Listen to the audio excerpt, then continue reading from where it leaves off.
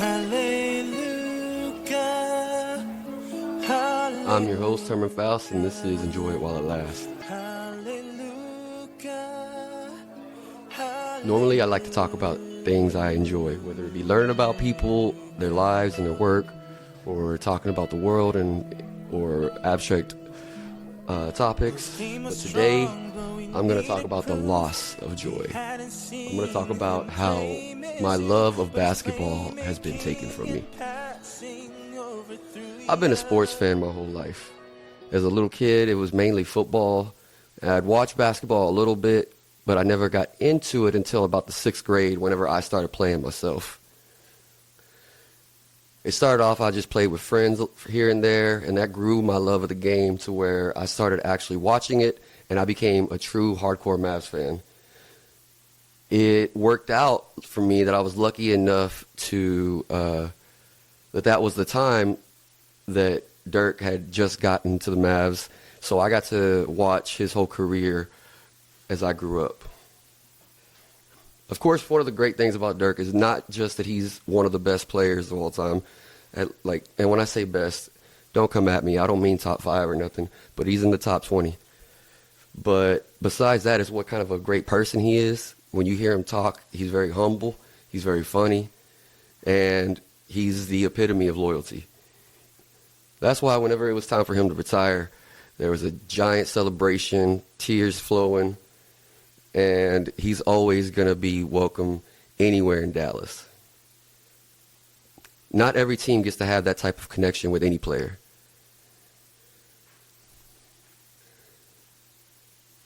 So as a fan base, we were extremely fortunate there. The crazy thing about it is lightning struck twice.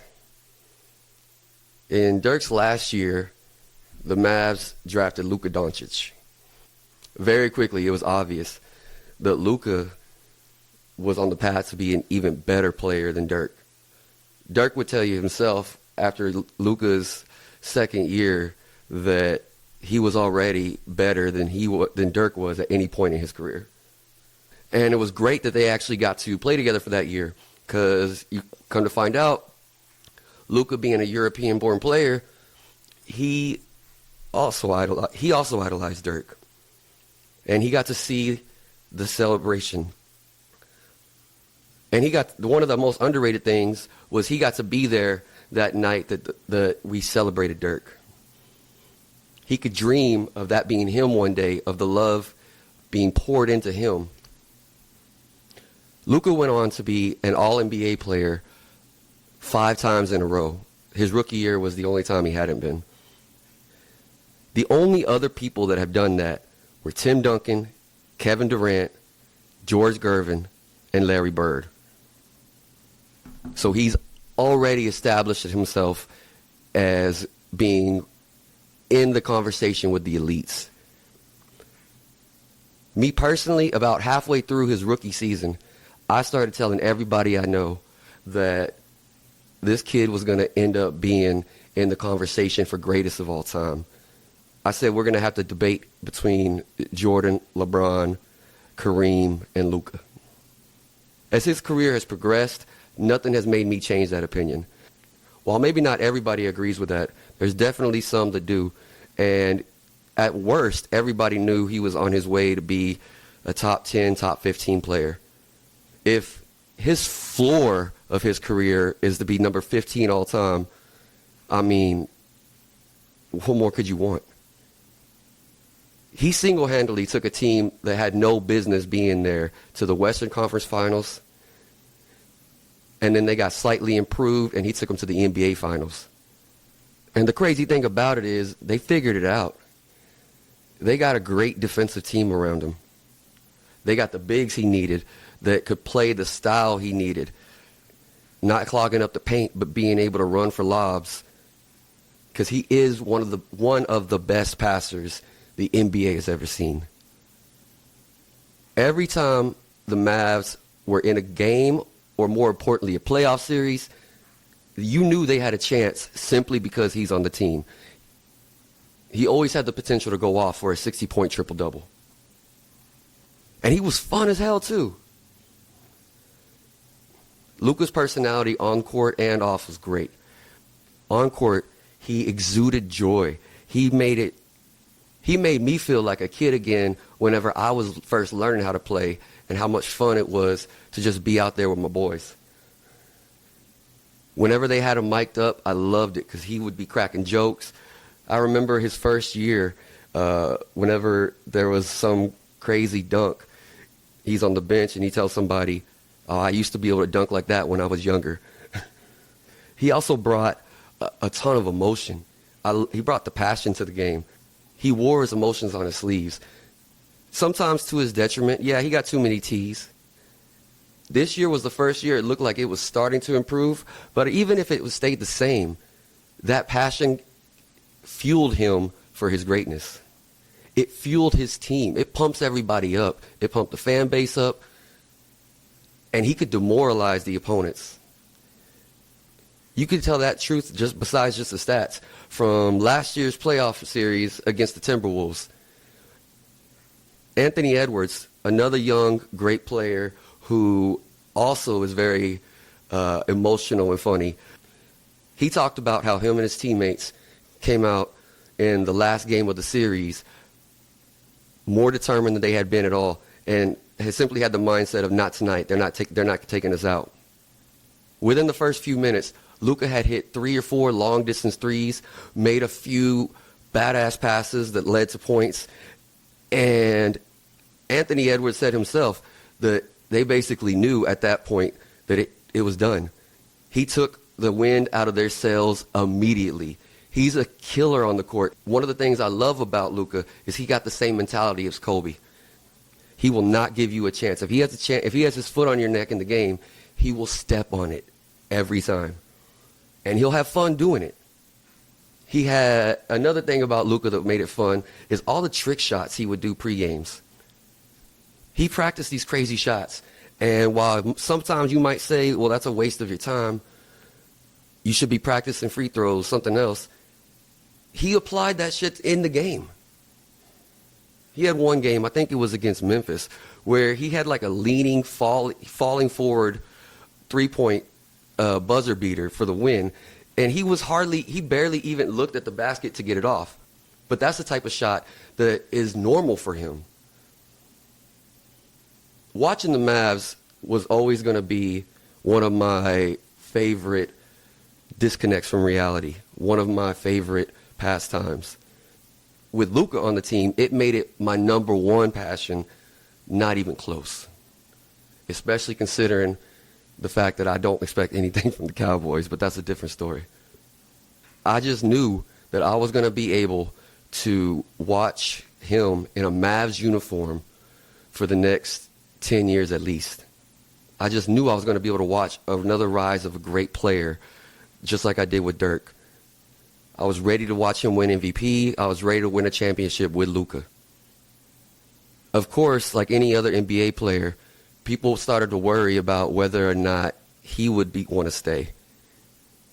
Worried that he might want to end up going to somewhere else, to a bigger city, a flashier town, maybe a team that could win. But the Mavericks had already shown that they knew how to handle the team around him to make him a winner. So they took care of that problem. And Luka had shown that he was a loyal person. He had no desire to go anywhere else. Luka has talked about how important loyalty is for him in several interviews. He's talked about how much he loves it in Dallas. He's never once even hinted that he would go somewhere else. So whenever I got a text asking me if what's up with this trade, and I had no idea what it was talking about, so I went to Google real quick, and I just typed in Dallas trade. I was thinking, what'd the Cowboys do? Who'd the Mavs add with them? What's going on? I thought I was reading an Onion article whenever I saw that Luka had been traded. I thought this had to be one of those fake Twitter accounts said something that everybody latched onto. Disbelief. Stunned. It was stupid. Not only had they traded away somebody who is currently considered a top 3 player, and he's only 25 years old. They traded him away for somebody who is injured all the time, who is currently maybe the 30 best player in the NBA in Anthony Davis. And it's not like they got 10 first rounders and they decided, all right, let's build this way. They only got 1 first round pick, and they had to throw in their own second.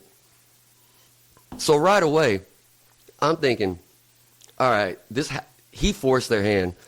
Maybe he really didn't want to be here, because no person that knows basketball would make this trade. The entire NBA world has been confused, and still, a lot of them will still tell you they're still confused by this trade. I thought maybe the Mavs are saying that there is some major issue that we don't know about. But then they started opening their mouths. Nico Harrison, the Mavs GM, believed that Luka didn't have a good enough work ethic. This stems from the fact that Luka didn't work the way that Nico worked back when he was a player. By the way, Nico was an overseas player who was barely maintaining his spot on teams. So the only way he could show his worth is working extremely hard, hustling all the time, every single day. But to act like Luka didn't work hard at all simply because he didn't work the way you want him to was ridiculous. Trading Luka for Anthony Davis would be like trading Patrick Mahomes for Travis Kelce. Yeah, I know they're on the same team, but that's the best analogy I can come with. Every year, your offense was, if not the best rated, one of the best rated offenses in the league, and everything ran through Luka. He was easily the quarterback of the team. And you got a guy that teams can plan to effectively shut him out the game. And that guy's older. And that guy's injury prone. And another thing I hate about this is it puts you in a position to act like Anthony Davis is a bum. He's a great player. But there's levels to this.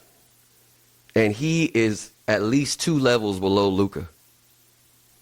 Then you start learning how the trade went down. Nico Harrison is friends with the Lakers GM, Rob Pelinka. Harrison floated the idea out to Pelinka about trading Luka. Nico Harrison only talked to the Lakers. He didn't want it to get out because he didn't want to get shot down. He didn't want the trade to get shot down. He was so determined to ship him away that he did not try to get the best deal you could get. He only talked to that one team. If you were really determined that you don't believe in playing with Luka is going to get you a championship, then you open the bidding, because the entire league would be sending their best packages. There's like 3 or 4 players that their team might not make the trade straight up for them, either because they think that their player is better or on level, or they at least understand that if you trade away your superstar, you're trading away the heart of your team. Milwaukee would not trade Giannis for Luka, even if they thought Luka was better, because Giannis is the heart and soul of the Bucks, and that's what Doncic was for us. It's ridiculous.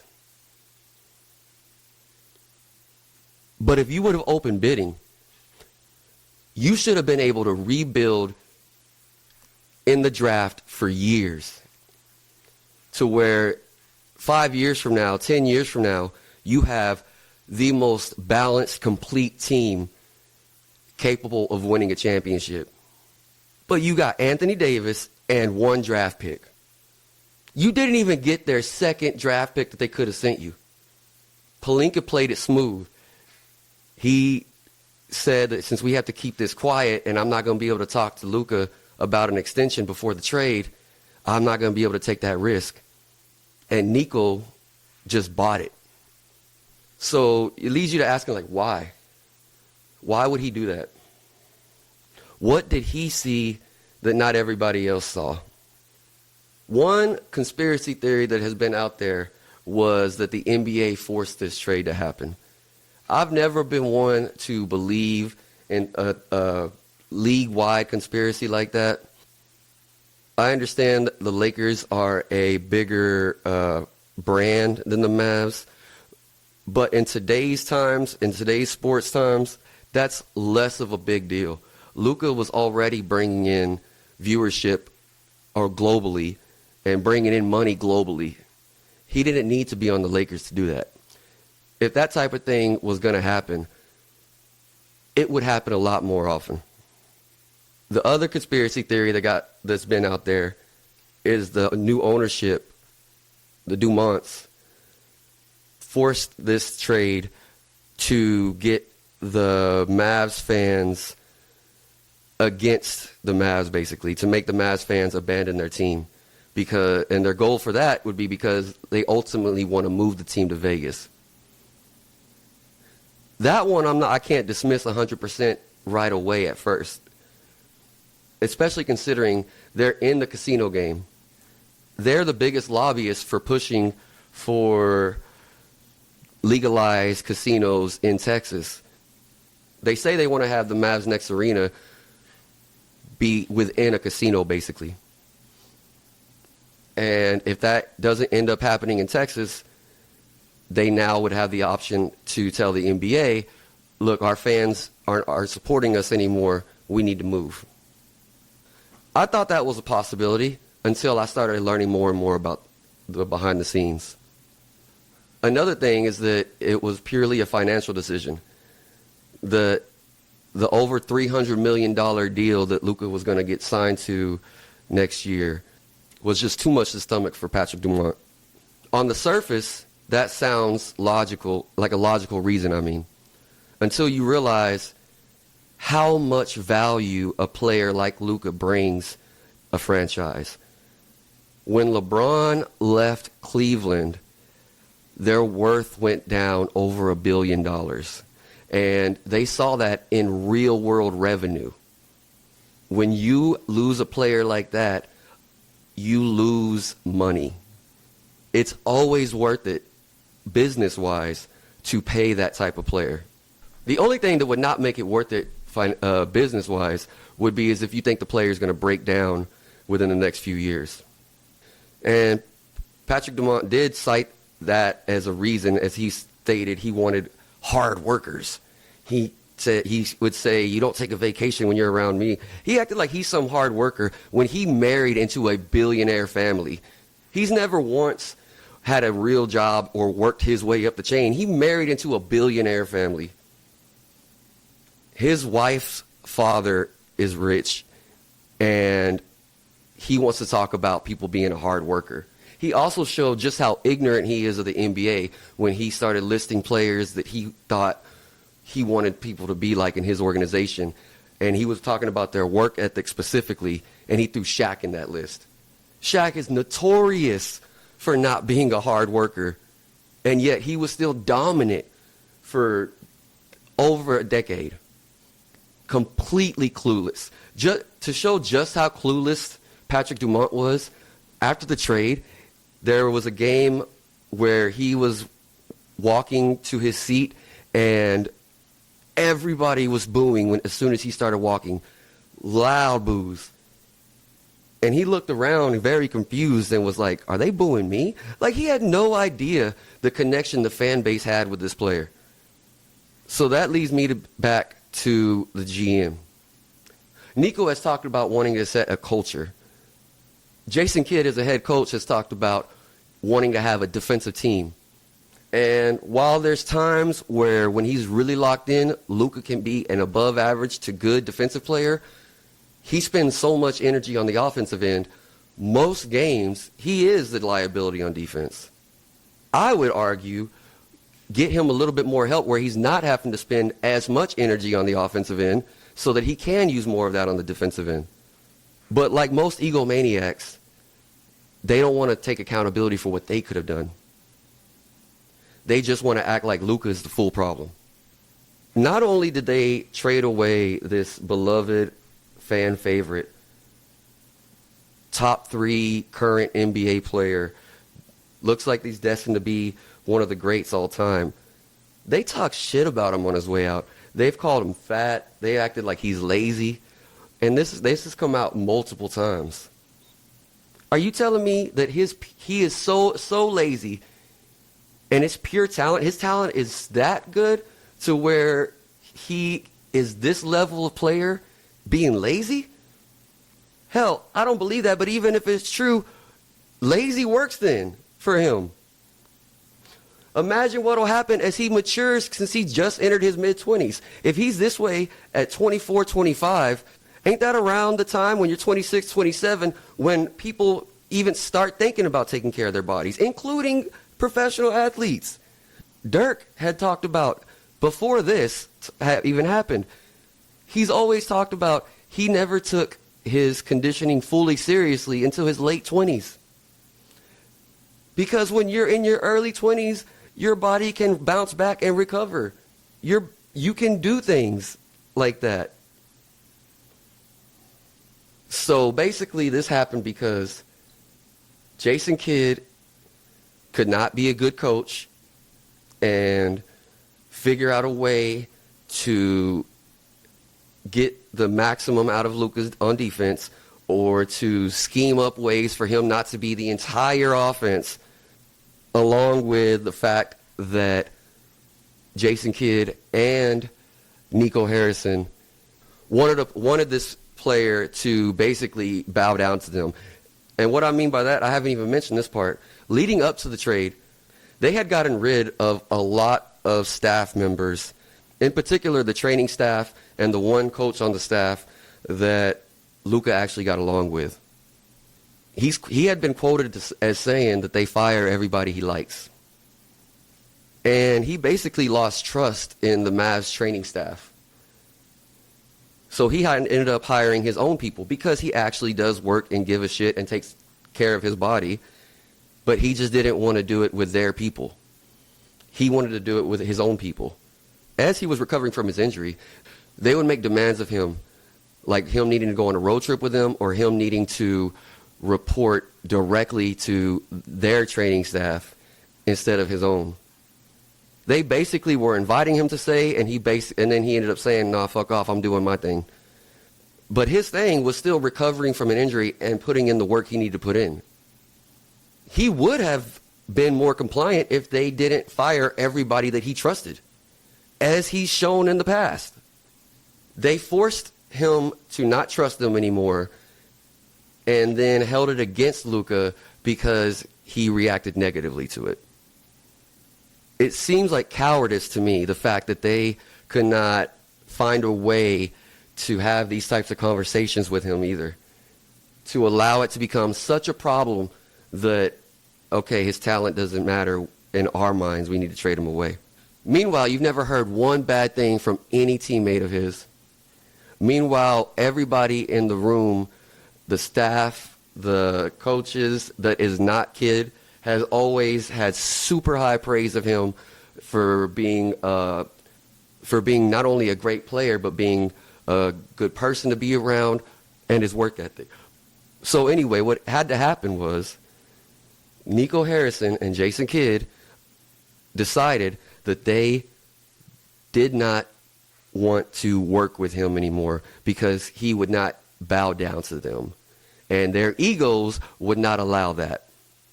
And there's a perfect storm of circumstances because, again, Patrick Dumont, Mr. Dumbass, billionaire husband, doesn't know anything about the NBA. So when Nico, the guy that's supposed to be his basketball man, goes to him and tells him that we don't think we can win with this guy, he's going to be easily sold to trade him away. Dumont had no idea how outraged the fans would be at this. He's clueless. He's Tweedledee, Tweedledum. By the way, Nico is not even a real basketball guy. He came from Nike to work under Mark Cuban because of his relationships with players that he formed at Nike. Cuban was always the decision maker back when he owned the team. Nico was part of a team and he was used as an asset, but he was not the big brain making decisions. He just was fortunate enough to be left in this position again because the new ownership had no idea, and so he looked at this as his opportunity to shape a team the way he thought that it should be shaped, not the way that would be best for winning. So anyway, Ego Nico goes and convinces Dummy Dumont that we need to trade Luka. As much as I wholeheartedly disagree, let's go down this route and imagine that he's right. They did need to. This year's team was already built to work around him. If you waited till the offseason, you could have extended his contract, had him locked in, and told the league that you wanted to trade. And I go back to what I said before, you would be able to reshape your franchise in the now and in the future. But he wanted it done now, and he only wanted to talk to his friend with the Lakers. So by doing it that way, you basically have set the Mavs back a full decade. Your best bet is you get super lucky and you draft a player that's almost as good as Luka with the draft pick you got. That's your best bet. The trade by itself was enough to kill my fandom, basically. The trade was enough to rip my basketball heart out. It kind of makes me wish that I never cared about sports at all. That's how much it hurt me. Even if the Mavericks were to go on and win a championship this year and next year, it doesn't matter to me. Part of the thing that made basketball fun was being there and growing with the team. We rode with Luka since his rookie season. We've seen his failures. We've seen his growth. We've seen him develop not only into a better, more efficient player, but into a more mature man. We needed to finish that story with Luka. To then have, for our heart to get traded away, even if they did win, it would make it feel dirty. It would make it feel like it's not my team. It's not my championship. It would be a team of mercenaries that has no connection with the fans, no story behind it. Not only did they take away the heart in the meantime, but they took away one of the things I was going to do was start breaking down Mavs games, trying my hand at analyzing the team and their run in the playoffs. So besides taking away my very favorite pastime, my very favorite distraction from reality, they also took away my little plan of content there. If ever there was a doubt about what I'm saying as far as Luka would have stayed here, that all that doubt was erased with his return game. When you saw how genuine his tears were pregame when he watched the video for him, when you heard his emotion after the game, and he's still basically talking about how much he loves Dallas and the fans and how much his time here meant to him, it was clear he was never going to leave. I love how the Fire Nico chants pop up everywhere, not just at Mavs games. They popped up at Stars games. They popped up at random bars. Fire Nico is chanted around Dallas, basically. At any point, you can find it going on somewhere. And it's because he took Dallas's heart out with this trade. I said before that I've been a Mavs fan ever since I started playing basketball in 6th grade. I don't have a lot of tattoos, but one of them is I got the Mavs tatted on my arm. I was always going to be a Mav fan for life. I've never been a fair weather fan. I will go through the struggles of you losing. I will go through all the bad seasons. I will go through the boring, if you have a boring team. But this wasn't that. This was breaking a trust. The Mavs did not act in the best interest of their fans at all. Two people with giant egos. One that knows nothing about basketball, and one that is a power-hungry wife-beater, convinced a billionaire dummy to have franchise malpractice against the fans. Since the trade, I have not watched any other Mavs game besides the one where Luka came back to Dallas. And I will not be a Mavs fan until everybody involved is gone. I'm to the point where I wish they would move. We can get the expansion team in Dallas instead of the expansion team going somewhere else. At the very least, it would take Dumont selling the team for me to be able to have a chance to reinvest emotionally.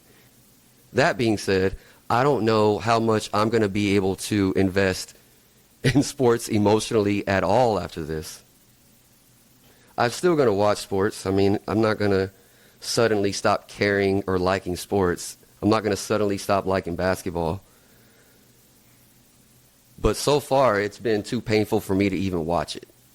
And even as I do watch it, I just don't know how invested I'm going to be. The Mavs betrayed us. The Mavs betrayed their fan base, and their fan base should not just continue to blindly be loyal to them when they will not be loyal to us.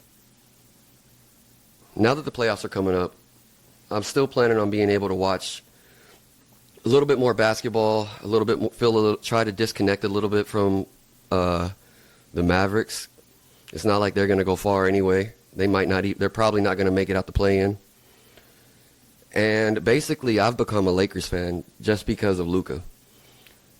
And if anybody that knows me knows I have never been the type to flop, even for a player. If Luka would have left the Mavs, I would not then follow him like fans of LeBron James have done in the past.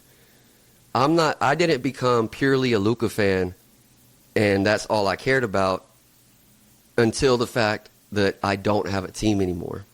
I only became a Luka fan above the team after being shown that the team is not a team that cares about its fans, is not a team that you can trust. I feel like my team is dead. Since my team is dead, I feel like I'm a freelance fan now. So at least for this year and next, I'll be a Lakers fan with Luka. Like I said, if the Mavs ever sell their team, if the Mavs ever get sold, I will come back to being a Mavs fan at that point. But under this ownership, in that case, I'm not going to be a team first guy anymore. I'll just watch Luka win his MVPs, win a championship, watch him continue to grow, watch him mature and find that extra gear that he's going to end up finding. I'll watch him grow as a person and grow as an athlete and take care of his body better in a different uniform. And I'll always know that the exact same thing would have happened with him here. And I'm not going to ever forget what they robbed us of. I'm not going to forget being robbed of a decade of joy. I'm not going to forget that I was robbed of moments that were so emotional they would bring tears to my eyes. Whether it be his first time winning it all, or that great retirement ceremony that he was supposed to have here in Dallas. All that being said, I don't know how I'm going to fill this void of finding a new distraction from reality. And I definitely need a new distraction from reality. And though he's not in Dallas anymore, for his time that he was here, I enjoyed it while it lasted. So where would he go, the fourth, the fifth, or would he fall and be a Nick? The baffling Kings took Bagley over Luka. Hallelujah, hallelujah, hallelujah, hallelujah.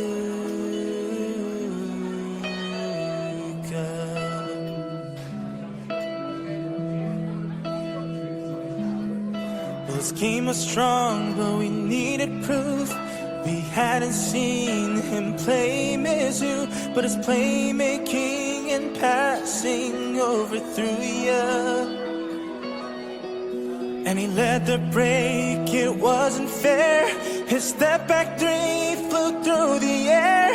It fell and Dallas traded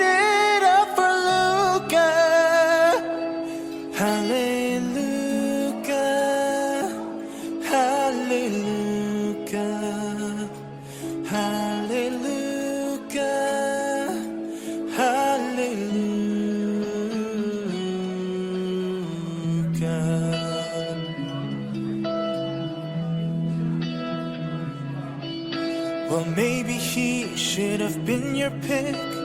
Even though he's white and thick, he's colder than a tall glass of kombucha. And we all cheered for his debut, and Injured Deck was cheering too.